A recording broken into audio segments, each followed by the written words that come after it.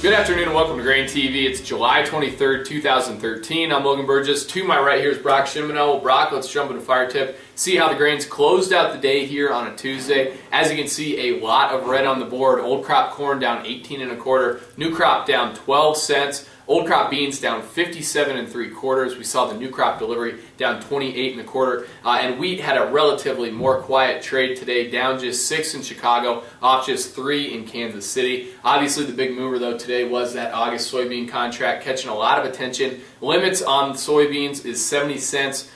In one day, and we certainly came close to pushing that in today's action. Certainly seemed like the cash market fell out of this market, or fell out of bed early this morning. We saw basis levels down 30 to 60 cents before the market really started selling hard, and I think kind of compounding that was a story or a rumor that the Chinese may be getting ready to sell some beans out of state reserves. Bottom line, big day down for that August contract. And we're still kind of trading though in the range that we've tested for the last couple of days. So we'll have to see where that goes, but certainly the cash market not helping out anything there today. Brock, turning our attention though to the new crop corn contract, that got a lot of attention as well.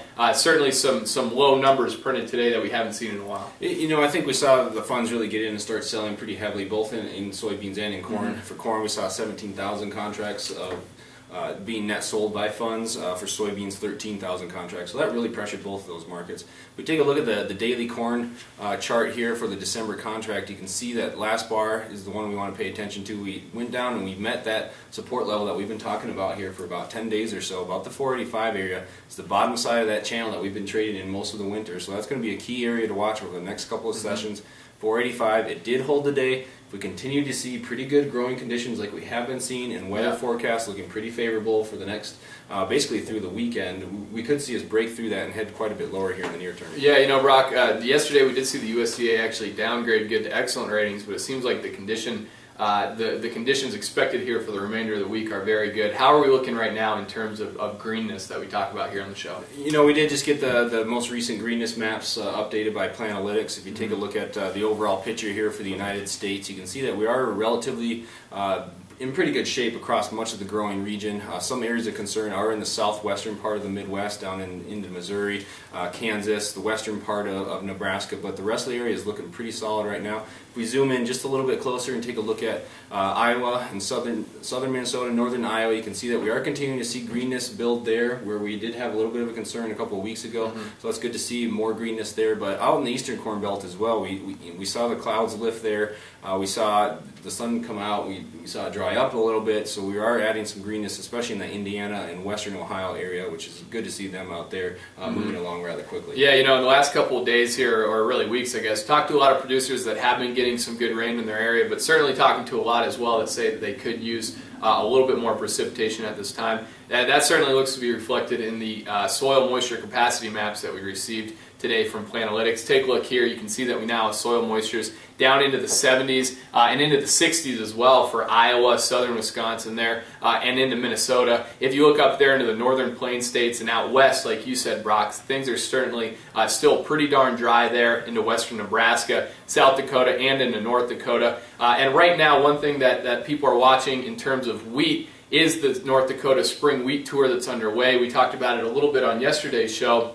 You can see here this map kind of details where the tour is going to be going, and as you can see, day one here covered the southern portion of that state. The surveys that were done today, the crop scouts reported that they were highly variable. They saw some fields that were down to 30 bushels per acre, some at the high end up around 60 bushels per acre, but on net they're looking at a crop in southern North Dakota right now that looks very good compared to last year. 5 bushels per acre on average, better than what they saw last year. And as we know from the USDA, right now the USDA pegs 68% of the spring wheat crop rated good to excellent. So certainly day one, I guess, kind of confirmed what we've known from the USDA and from talking to producers, is that right now the crop's off to a pretty good start and the bushel per acre expectations are pretty good. We'll have to see what day 2 and day 3 here bring. We will get the final breakdown of those expectations on Thursday, and we'll keep you posted on that here on GrainTV.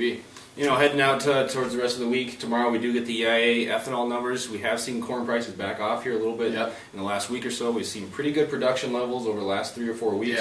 What do you anticipate here moving forward? You know, seasonally at this time of year, we do see a little bit of a back off in ethanol production during the months of July and August. But like you said, we have seen corn numbers in general back off here, and I think expectations are for corn numbers to remain stable to maybe a little bit lower. So as you said, we'll have to see if we can continue the pretty fast pace of production that we've seen over the last several weeks here. And of course on Thursday we'll be reporting on the spring wheat tour results later in the afternoon, and then we also get the export sales figures on Thursday morning. Make sure you follow us on Twitter at GrainTV. We'll report on all those results as they come across the news wires. Check us out on Facebook or get a hold of us at 877-472-4607. Have a good one.